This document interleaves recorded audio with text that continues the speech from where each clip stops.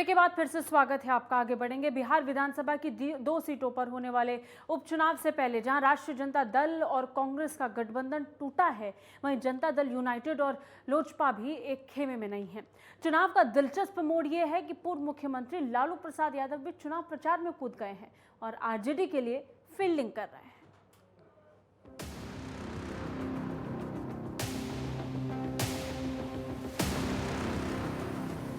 बिहार विधानसभा की 2 सीटों पर होने वाले उपचुनाव को लेकर 23 प्रत्याशी चुनावी मैदान में हैं। कुशेश्वर स्थान एवं तारापुर विधानसभा क्षेत्रों की 2 सीटों पर ये उपचुनाव हो रहे हैं। 2020 के विधानसभा चुनाव के समय से आज के बिहार की तस्वीर काफी बदल चुकी है। पिछले चुनाव में राष्ट्रीय जनता दल यानी आरजेडी और कांग्रेस के बीच हुए गठबंधन पे ये 2 सीटें कांग्रेस ने हासिल की थी। विधायकों के निधन होने के कारण खाली हुई इन दोनों सीटों पर कांग्रेस ने फिर अपने प्रत्याशियों की लड़ाई की इच्छा जताई थी, लेकिन आरजेडी इसके लिए तैयार नहीं थी। हालांकि कहा तो ये जा रहा है कि इन सीटों की वजह से ही गठबंधन टूटा है, लेकिन असलियत ये है कि इसकी पटकथा तो पहले ही लिखी जा चुकी थी। जिस दिन कन्हैया कुमार कांग्रेस में शामिल हुए थे, उसके बाद राष्ट्रीय जनता दल ने गठबंधन से कांग्रेस को किनारे लगाने का पूरा मन बना लिया था। पूर्व मुख्यमंत्री लालू प्रसाद यादव बिहार में कन्हैया के किसी भी तरह आगे आने को पसंद नहीं करते हैं।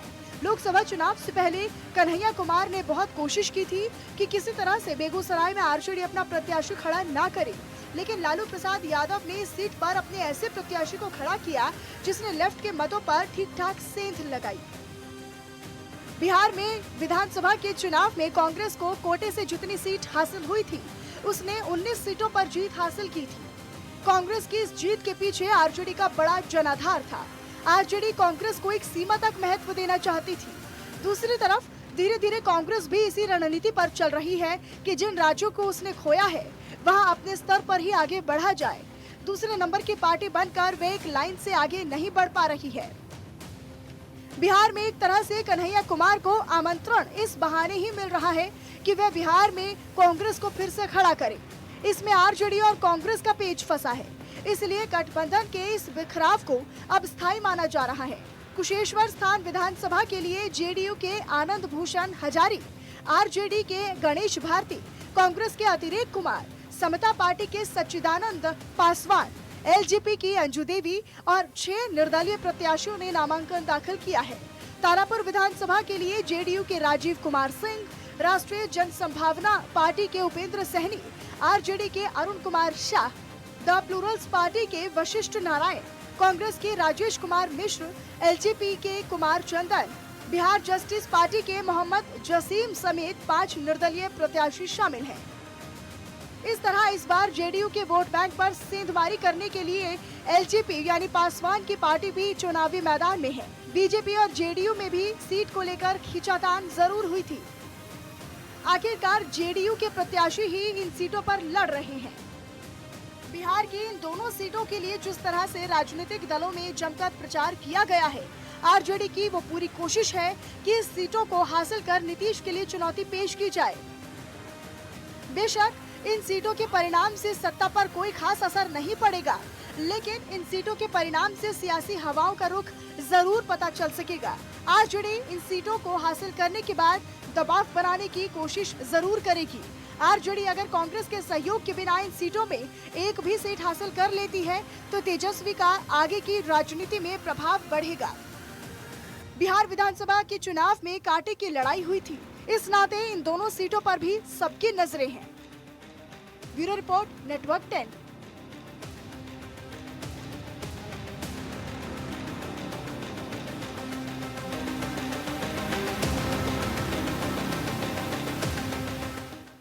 आईपीएल 2022 के लिए 2 नई टीमों का ऐलान हो चुका है। लखनऊ और अहमदाबाद आईपीएल में सबसे 2 नई टीमें होंगी। इन 2 टीमों की बोली के लिए 22 पार्टियों ने टेंडर डाला था, जिसमें गोयनका ग्रुप ने लखनऊ फ्रेंचाइजी को 7,090 करोड़ रुपए में खरीदा। वहीं सीवीसी कैपिटल पार्टनर्स ने अहमदाबाद फ्रेंचाइजी को 5,625 करोड़ रुपए में खरीदा है।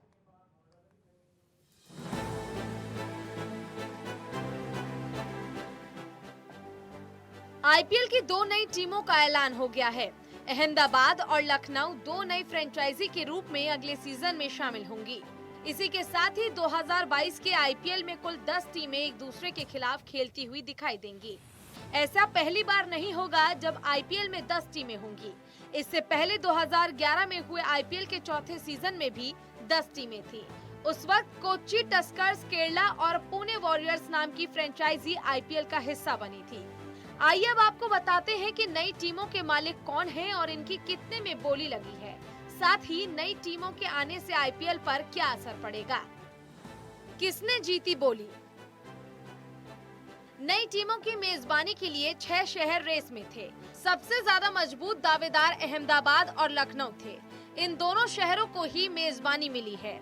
अहमदाबाद को मौका मिलने की एक बड़ी वजह इसी साल वहां बना दुनिया का सबसे बड़ा क्रिकेट स्टेडियम भी है, जिसमें 1 लाख से ज्यादा दर्शक बैठ सकते हैं। अहमदाबाद लंबे समय से नई टीम के लिए होड़ में था। 2010 में जब 10 टीमों का आईपीएल हुआ था तब भी अहमदाबाद रेस में था। उसके लिए बोली भी लगाई गई थी, लेकिन तब बाजी पुणे और कोच्चि की फ्रेंचाइजी ने मारी थी। लखनऊ को चुने जाने के पीछे कहा जा रहा है कि इसके जरिए बीसीसीआई सबसे ज्यादा आबादी वाले राज्य यूपी में आईपीएल को ले जाना चाहता है। इन 2 शहरों के अलावा कटक, गुवाहाटी, इंदौर और धर्मशाला शहरों के नाम भी चर्चा में थे। 2 टीमों को खरीदने के लिए कुल 22 बिजनेस घरानों ने दिलचस्पी दिखाई थी।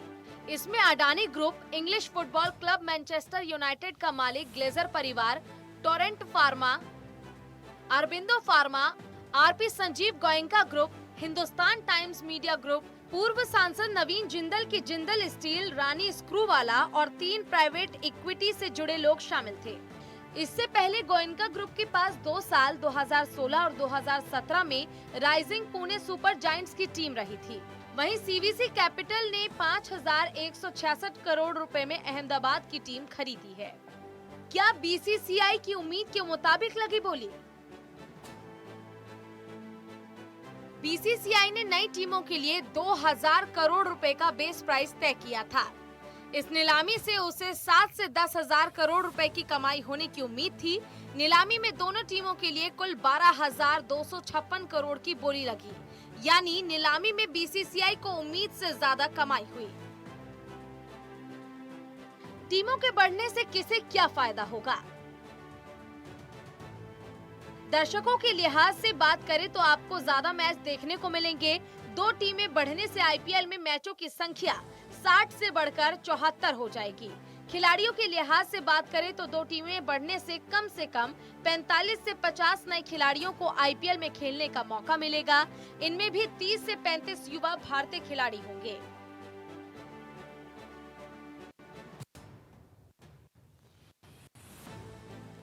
ब्रॉडकास्टर के लिहाज से बात करें तो ज्यादा मैच होने के कारण उसे ज्यादा कमाई होगी। इसी वजह से बीसीसीआई को आने वाले 5 साल के लिए आईपीएल के ब्रॉडकास्ट राइट्स के लिए रिकॉर्ड डील की उम्मीद है। बीसीसीआई ने 2018 से 2022 तक के लिए राइट 16,347.50 करोड़ रुपए में स्टार इंडिया को बेचे थे, लेकिन अब एक्सपर्ट्स के मुताबिक 2023 से 2027 तक 5 साल के लिए भारतीय बोर्ड को इस लीग के ब्रॉडकास्ट राइट के एवज में 35 से 40,000 करोड़ रुपए तक मिल सकते हैं। आपको बता दें कि इस बार नई टीमों को खरीदने के लिए मैनचेस्टर यूनाइटेड जैसे बड़े फुटबॉल क्लब के मालिक और फॉर्मूला 1 रेसिंग के मालिकों ने भी दिलचस्पी दिखाई थी। इसके अलावा मीडिया रिपोर्टर्स के मुताबिक बॉलीवुड एक्ट्रेस दीपिका पादुकोण और उनके पति रणवीर सिंह ने भी आईपीएल की नई टीम खरीदने के लिए टेंडर डाला था। उसके अलावा लिस्ट में जिंदल स्टील ग्रुप के मालिक का नाम भी शामिल था, लेकिन बाजी गोयनका ग्रुप और सीवीसी कैपिटल ने जीत ली है। Bureau report, network 10। ताइवान मुद्दे पर अमेरिका और चीन एक बार फिर से आमने सामने आ गए हैं। इस बार तो चीन ने एक कदम आगे बढ़ते हुए अमेरिका को चेतावनी भी दे दी कि वो अपने हितों की रक्षा करने में कोई रियायत नहीं रखेगा। चीन ने कहा कि अमेरिका ताइवान को लेकर गलत संदेश ना दे, इस मामले में कोई समझौता नहीं किया जाएगा।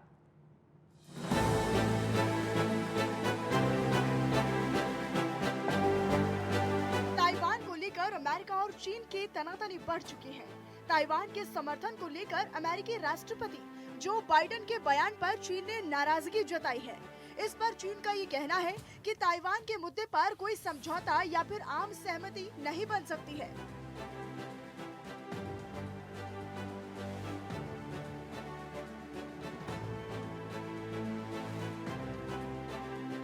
अमेरिकी राष्ट्रपति जो बाइडेन के इस बयान के जवाब में अब चीन के विदेश मंत्रालय के प्रवक्ता ने कहा है कि चीन लंबे समय से ये दावा करता आ रहा है कि ताइवान उसका अभिन्न अंग है।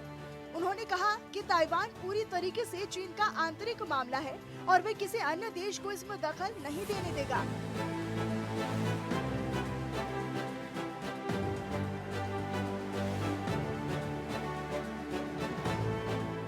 दरअसल हाल ही में अमेरिकी राष्ट्रपति जो बाइडेन ने कहा था कि अगर चीन ताइवान पर हमला करता है तो हम ताइवान की रक्षा करने के लिए प्रतिबद्ध हैं।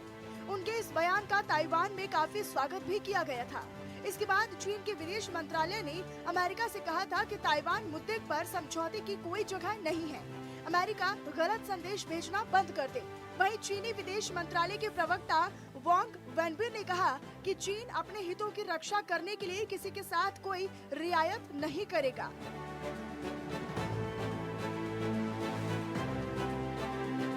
अक्टूबर में ही चाइना ने ताइवान के वायु क्षेत्र में बड़ी घुसपैठ की थी।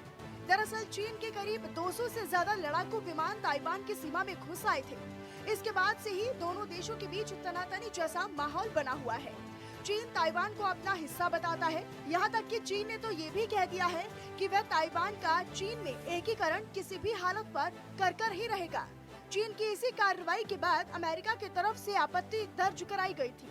अब अमेरिकी राष्ट्रपति जो बाइडेन ने ताइवान का खुल के समर्थन भी किया है। Bureau report, network 10।